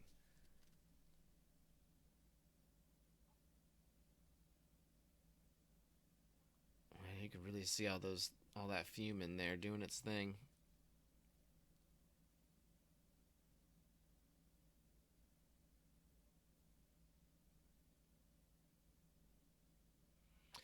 Looks like we're gonna get that in too.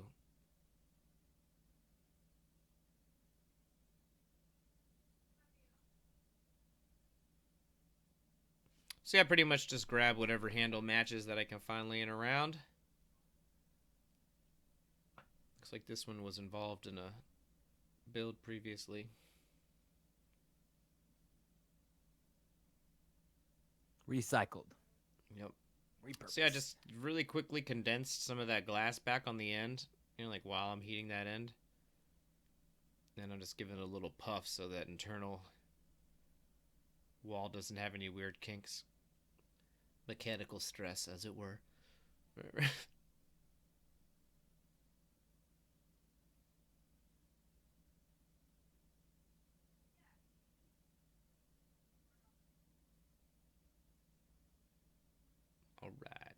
So yeah, sealing that handle on, and then we'll be ready to go in on this end.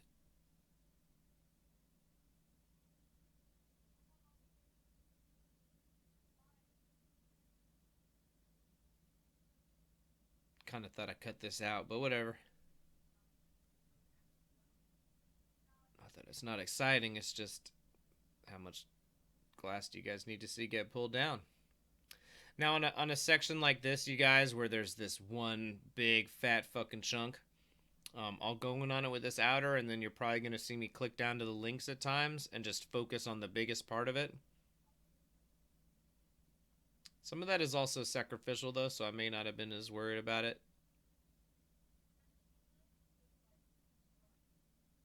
If you look closely, you can kind of see where the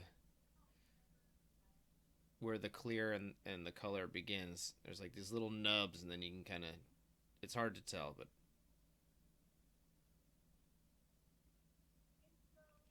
so yeah, it again, it's just a matter of building up heat, and when you've got a thing like an end or whatever that has this one dramatically thickened part, it really is best to kind of just see what I'm doing there, like heat it, but then drop down to your links from time to time and just work that the biggest band.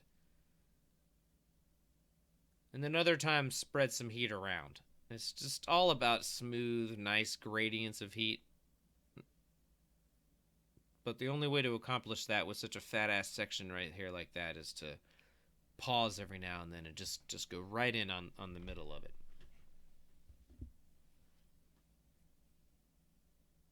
And yeah, just taking my time, staying in the paint.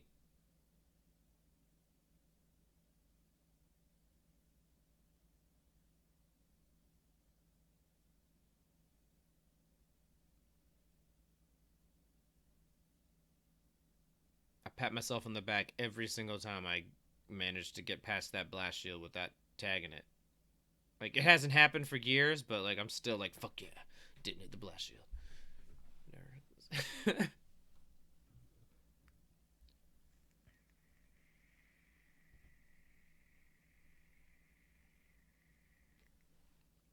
So yeah, same thing, you guys. Just like kind of taking my time at first, and then I begin to actually draw it out once I see that the middle has kind of gotten to the diameter that I want.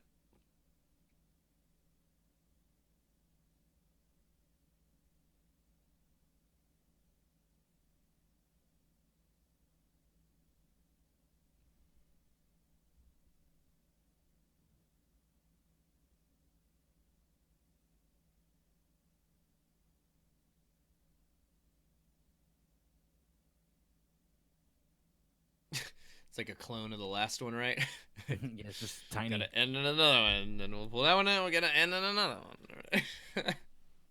Okay, so this is what I wanted you guys to see, because you oftentimes end up with sections like this, and sometimes you'll just have a small section like this, and you want to deal with it. And okay, as I see it, the key is a lot of what we've talked about here with the evenly building up heat, taking your time to build that heat up. And then when I'm coming out to do my adjustment, I'm looking for like not too much heat, but a really, really even heat. So like I'll build the heat up. But and then from there I'll often like kind of camp out a little further out. And then in doing so, it takes a little longer to get hot, but when it gets hot, like it's hot to the core, then I bring it out, and I don't do anything at all for a little while. Like I just kind of chill and flip it around and don't let anything happen until it's kind of cooled down a little, and it's just super even. And then there's this window where like right at that moment, if you give it the pull and you've evenly put nice like heat in with the right taper, it just evens right out and assumes the diameter of the cane above or below it, depending where you're pulling from. Okay, like what's going up is gonna stay hot. So I've found that what you pull down to can do it, or if you kind of let it set right, you can also pull it from the top. But I find pulling it from the bottom to a diameter a little easier. Anyways, we're getting a little abstract now, but the bottom line is that like no matter which way you pull or whatever, it's just if you lay the heat in right and you lay the gradient of heat towards this part that you like. See, I'm just taking my time, not letting anything really happen here. And then when I feel like it's right, I'm going to go give it the juice. But a really gentle juice. See that? Did y'all see that shit? That had a big fucking pregnant lump in the middle, and now it's like a nice even section. And I kept going there. It could have been a coin bar. You saw it for a second. Now it's like a little in there. Now I've got these two humps in the end I'm going to deal with. Same deal. Now, okay, now this one, I just pulled that side that's like on the screen or whatever on the right, okay? So you see I'm focusing on the left that was colder because I know that other side already has heat. But basically I'm doing what I can to evenly put heat in. All right, let it chill, and start giving a little gentle, little juice. Sorry I moved off camera here, but these are the type of moves that I can't be thinking about being pretty or whatever.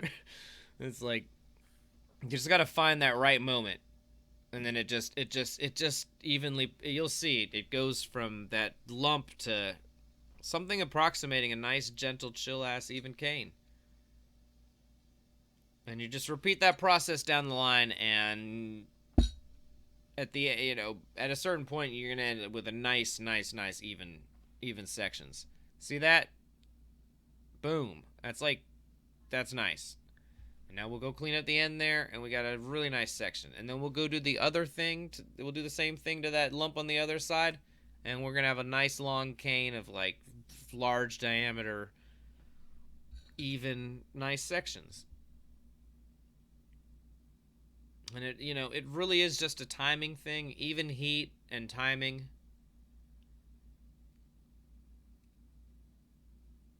Robert Mickelson once told me, he told me that blowing glass is three things. He said it's balance, rhythm, and timing. And if you really kind of break those things down, it is very much that way. Like it reminded me of it as I was talking about what I'm doing here. There's a balance to it. There's certainly a rhythm of putting the right heat into it, moving out. In this case, the timing is just clutch. You've got to keep it nice and not let anything happen to it until that heat is just right. So this one was nice and cold. It gives an opportunity to see what's happening here. I'm mainly focusing on the middle of that bulge or whatever, but I'm kind of sliding back and forth to like let a gradient of heat develop. Here we go. Same thing. Slow down, slow down. Just let it chill, let it chill. Don't do shit yet. All right, here we go. And then just relax and into the cane shape that I want.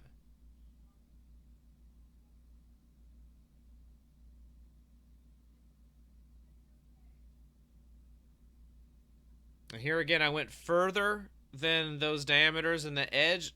It would have just been a cane bar at that point, but I went further than I needed to. So then there's those two wider areas. That's just a matter of choice. But see, I immediately went in on that taper next to it, and when we nail this one, that section should be pretty good. Felt like I wanted more heat. It's like it wasn't loopy enough. I was like, oh, this is too easy. It's not gonna work.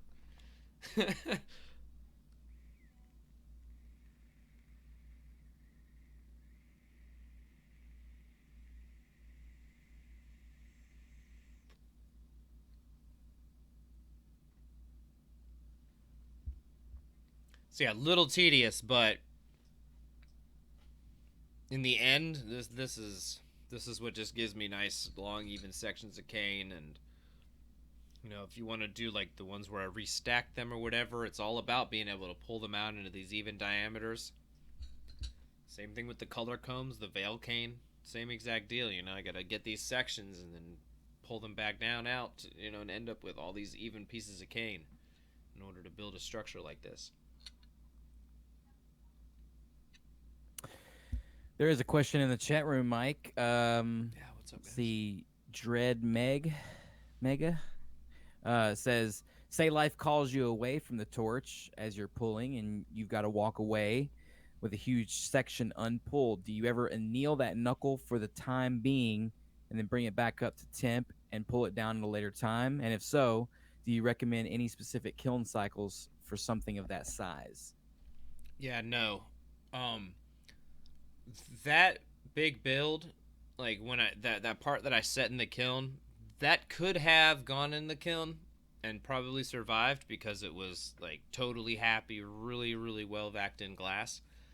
But it's also really big, and kiln cycles for stuff that is super thick, like they get into a whole different deal, and I don't even have a cycle programmed in that would be appropriate. So a big thing like that, I definitely want to get that pulled down. Like if something came up and I had to leave with that huge, like freaking 60 millimeter hunk, I would potentially just leave it at 1050 until I could come back and do it. That's one option. The other option is like I would have to program in more aggressive ramp downs or whatever, holds essentially, so that it wouldn't drop in temperature too fast. Because my kiln can drop like hundreds of degrees over a matter of an hour or two.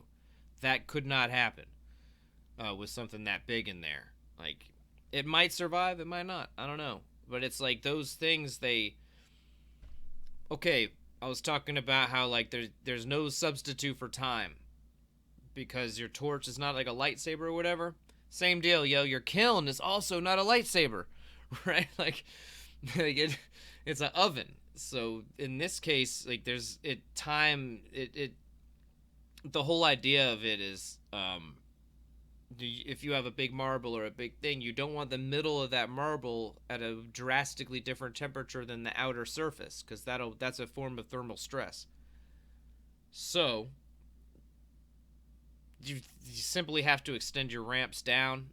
I would put in hold times at like 900, then 800, then 700, then like granularly down. I wouldn't want to deal with that though. A thing like that, no.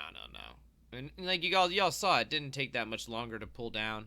Like like a fuel running out sort of scenario would be one of the only reasons I would really, like my hand would have to be forced to not finish doing a build like that. Like something like that, it goes into the kiln when I know I've got fuel, I've got everything I need to do, I got tunes on, everything's ready because I know like I'm not going anywhere for a while until that thing's done. So that that's like a 2-hour shot. Really an hour just to get it to like the pieces that are big enough that I could put them in the kiln and then just crash it. Not necessarily crash it, but run my standard annealing cycle with a longer time at 1050. But yeah, no.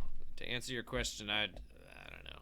You'd really ahead, right? Yeah, you'd have to break out the math and figure out the ramp rates and all that. I would talk to people who do big marbles. That would be like the homies I would holler at. So, yeah, for sure. Oh yeah, any other questions? Thanks to everybody who joined us. I don't see any, but yeah, plan ahead. Put your phone in airplane mode and rock on, right? Yes, yeah. If that's what you need to do. Yeah. These days, I just run. I have the computer that actually I use for the video stuff. I just run Spotify on that to my audio to the speakers in the studio. Cause yeah, if I have my phone in there, like people will be calling or certain things happen that make it interrupt the music, and that's the worst thing. Like when you can't do, like in the middle of that pull, if the music stopped, it would suck. So, yeah, I kind of work to a beat. So, yeah. Let's see. Where it says a Bunsen burner is not a substitute for a kiln cycle. That's true.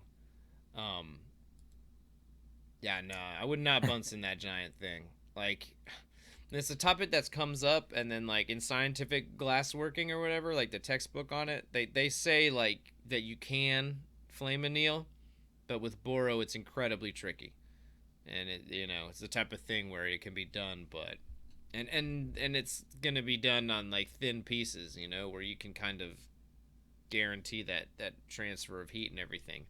On a giant build like that, I don't know. I wouldn't. I mean, I don't know. It's interesting to think about. Like, if I had that build chucked up in a lathe, could I just leave it on a Bunsen? Would that keep it hot enough, and I could just walk away? I don't know. It's definitely not like annealing or whatever a kiln cycle. It might keep it alive until I could get back to it. Yo, homies, if you guys want some of that cane that we made tonight, this cane, I'm gonna put like a few pieces up if you just want cane. But I have a special round of Hunger Fun short packs. They're on my Big Cartel now. It's mikemason.bigcartel.com. I haven't updated the picture, so some of the stickers are older or whatever. But basically, guys, these packs come with half a pound of color shorts from North Star. I'll show you guys. I got this. You get like a freaking whole half a pound of color shorts. Like, they're nice. Good stuff. And I'm putting like sections of these canes in there, It could be a guy like this. Could be a fatty like this.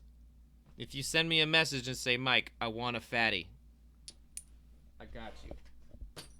Till the fatties run out. Anyways, that's about all the news I've got. But yeah, the Hunger Fun packs are back. Or not the Hunger Fun packs, the short packs are in effect, yo. And big shout out to North Star Glass. They're my sponsor, and they're helping me. They're by giving me the shorts now, so it's a good arrangement. And yeah, like we used to do like 7 ounces. It used to be almost half a pound. Now it's half a pound, baby. Now there's milli in there, and they've made it possible for me to do that. And yeah, and they and the other sponsors, you guys, we were answering questions when the sponsor thing rolled, but I hope y'all don't mind me touching on this every now and then, because those companies are really helping make this possible, and they're all my friends. These are all like, if you see them on my shit, I guarantee you they're tight.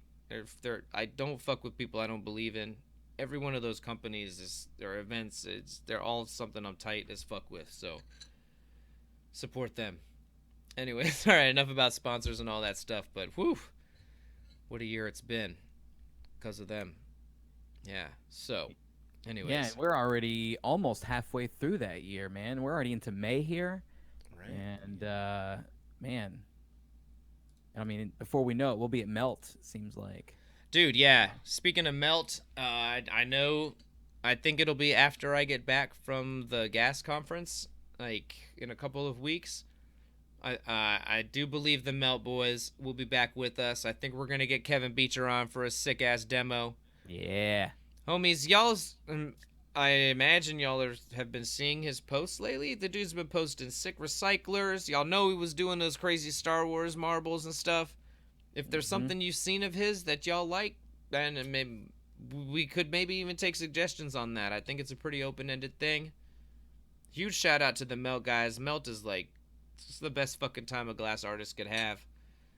I can't recommend y'all fuck with that enough. Seems like everybody is. Like, the message seems to have finally sunk in. I've seen so many people be like, all right, I'm going this year. So, anyways, Hell yeah. yeah, I'm excited. I'm looking forward to seeing y'all out there. This shit's Melt's great. Yeah. All right, all right. Are there any other questions up in here? What's going on? I didn't see any questions, per se. Um, Mark Smith does say that there's a good annealing page on North Star's website. So if Yeah. you're looking for some annealing information for different various thicknesses and various things, maybe check that out on North Star's site. Guys in Yep. the chat room, which now the chat room survives the upload, which is awesome. So you guys that are watching maybe later, you didn't get to catch us live, you still get to watch the chat now, which I think is really cool. So you can check out what people are Yeah. saying in there, and I think it's in real time, isn't it, Mike? I mean, as You far can as it, show it that way, I think. Yeah. It's kind of crazy. It's almost like it's a little disturbing. Could you imagine like you replay a party or something and then remember everything everybody said? yeah, Yeah. that would probably not be an Yeah. awesome thing 100% It's of the crazy. time, but that's why Yeah. there's an after party for the party. I don't know, maybe there is, but Yeah. Gusto Glass asked to see the cane non UV. Let me see if we can make this show up. there it is. Yeah. There you go. So yeah, that's what we're trying to do, folks. Real talk. That's yeah.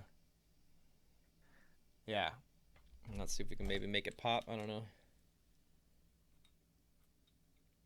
Uh no, whatever. You guys get the idea. Y'all saw the thing there as it were. Anyways, yeah, so that's that cane. It kind of looks like a standard honeycomb cane when if you're not looking at it under UV, but then yeah, it's like the sleeper cane, it's guys, seriously, this cane pops. Like the yellow and the pink are just so fucking bright. Yeah. I like this. It's And the yeah. cameras never do this stuff justice when you're trying to, even when No. you're taking a picture, or it just doesn't. Like, you go to these shows, like Glass Vegas and all these, and you see this stuff firsthand, and you see the light, and you catch it with the UV. It really does. A lot of these colors, our cameras are actually kind of designed to block out that specific UV light, I guess, because it just doesn't really never comes across. A picture of glass never really comes across like the real thing, at least in my mind. So that's what are you gonna do, though? It's the beautiful part and the bad part of technology that surrounds us, I guess. Right. Yep. Yep. That it What are is. you gonna do? Yeah. But, on the plus side, a beautiful part of this technology is that we get to be here together, y'all. That's right. For real. This shit is tight. It's so fun getting to do this and share cool stuff with you guys and just have good vibes with y'all every week. I really appreciate everybody who shows up and helps keep this party positive, and hell yeah, shout outs to y'all. I really appreciate it. This whole thing has just been such a cool ride. I really appreciate it. I'm very grateful. So yeah, thanks to everybody who tuned in. Pass it off to Will here. Will, tell him something nice. I don't know, whatever. Something nice. No. Thank y'all for joining us again on another Tuesday night. It's It's always a good time. Like Mike said, we're having fun hanging out with you guys. We know y'all are having fun hanging out with us because y'all show up every Tuesday, and so we appreciate that.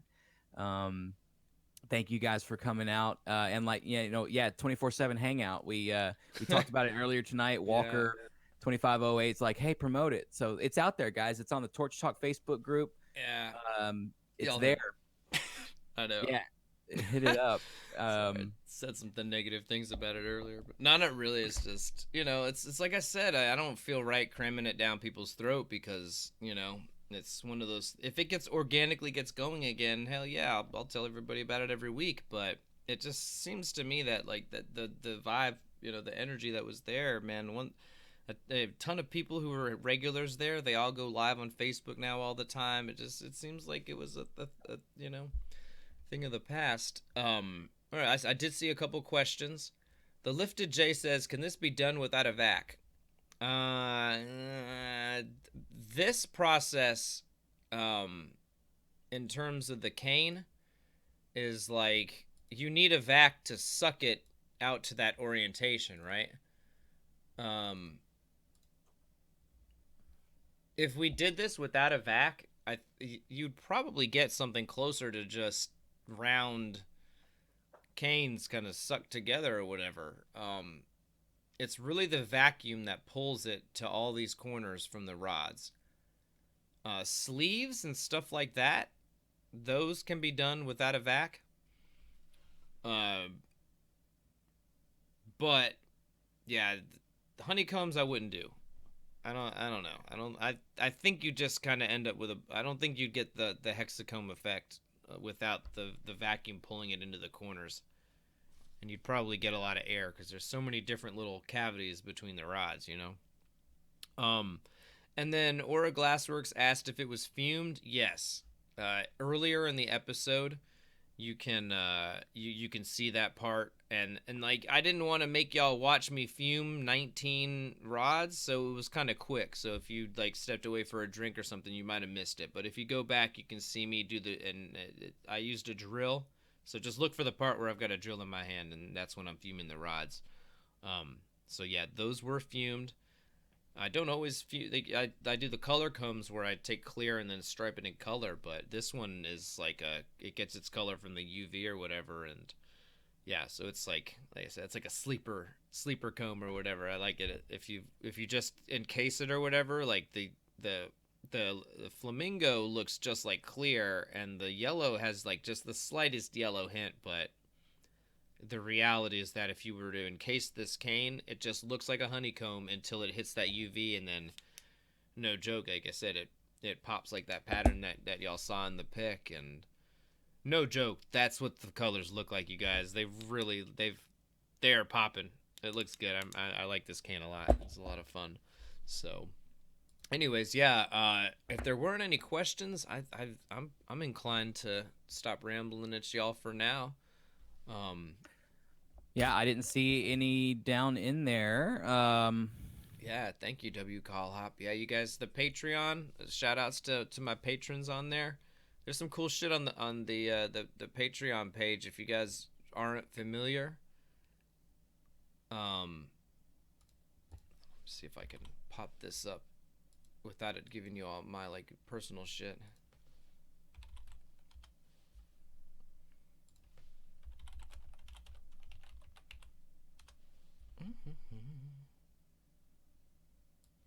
Okay, so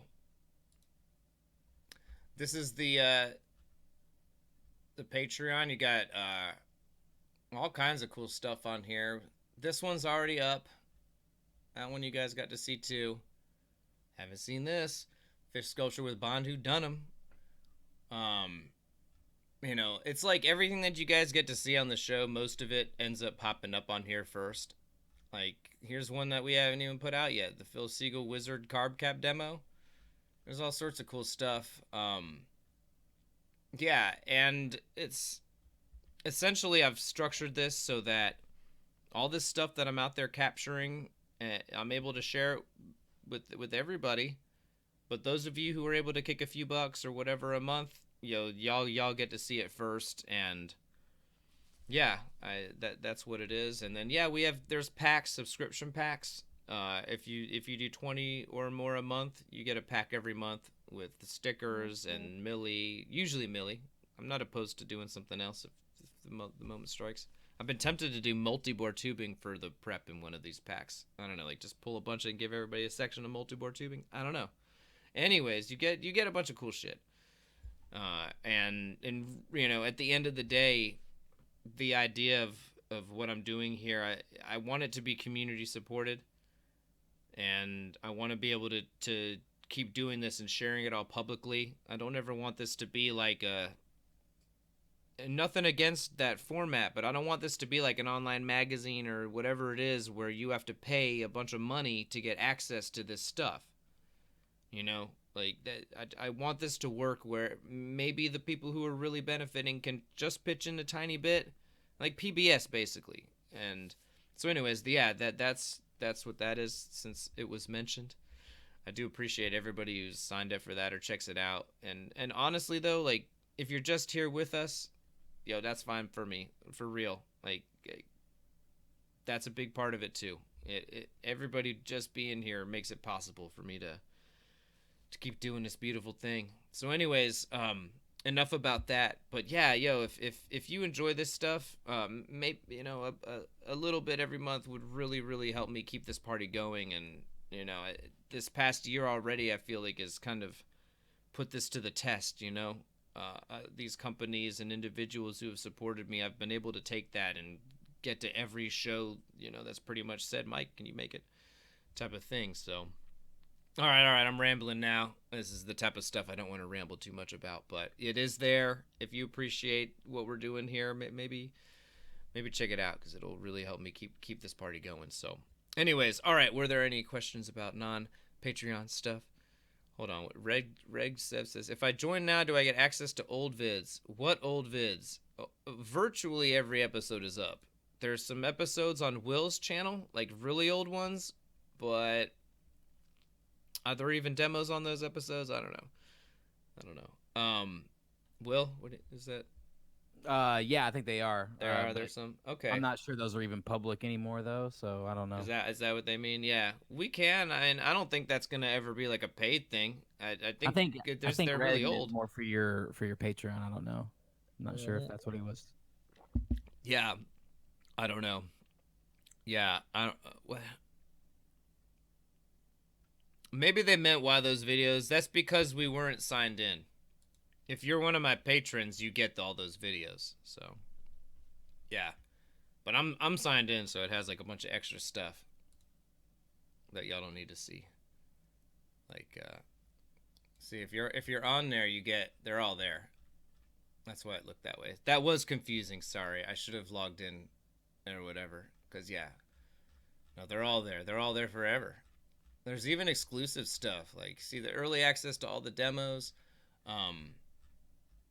Here's an exclusive Justin Carter coil pod demo. If I hit that play button, it's not exclusive, so I can't do that, y'all.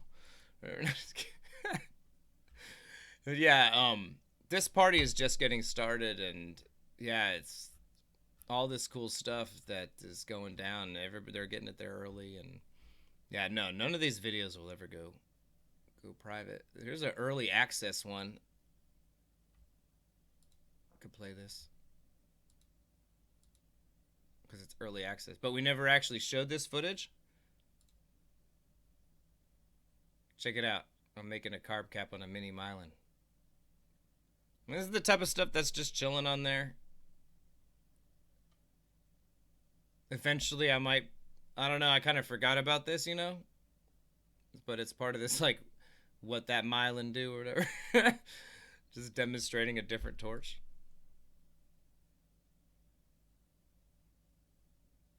Looks like I'm striping it.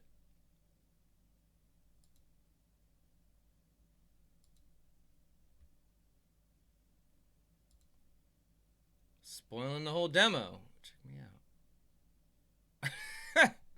This is a crazy directional cap.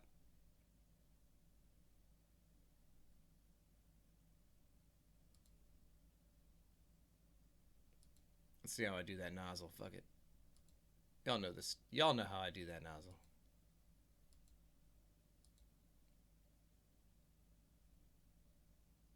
Yeah.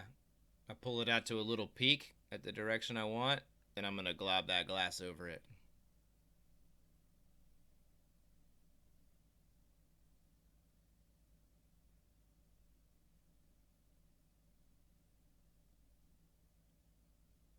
This was nearly a Patreon exclusive because I totally forgot about it. Okay, so see I globbed that over the end of the cap.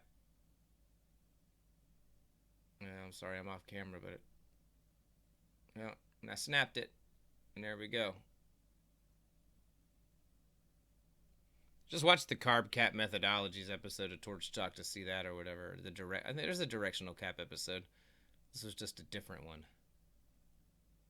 Anyways, I don't know. We started talking about the Patreon, but that's there. I am trying to make it really cool for the people who are able to pitch in. So if you can, cool. If not, no big deal. It's all good. You know, like I'm happy to have this party with y'all every week. It's fucking cool as shit. So, all right, Will, did you have anything else for him, man?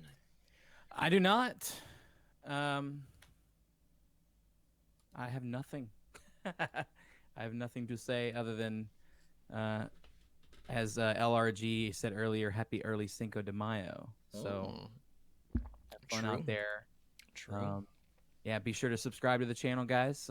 Again, a lot of y'all are hanging out with us on a Tuesday night. If you hit the bell, you'll get an email on your smart device, and it sends you all kinds of warnings that we're going live. So, like, there's no way you can miss us going live again. And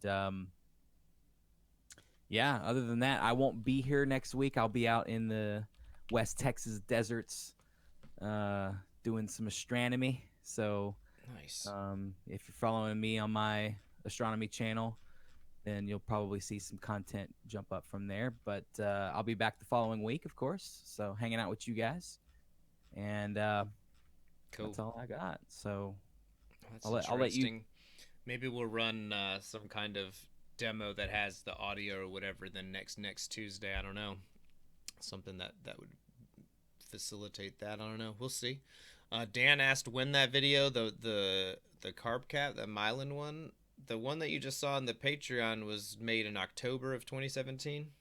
So, yeah. And I was going to do like a torch review, but it looks like I never got around to finishing that. So, someday. Whatever. maybe this October. I don't know. Yeah. But,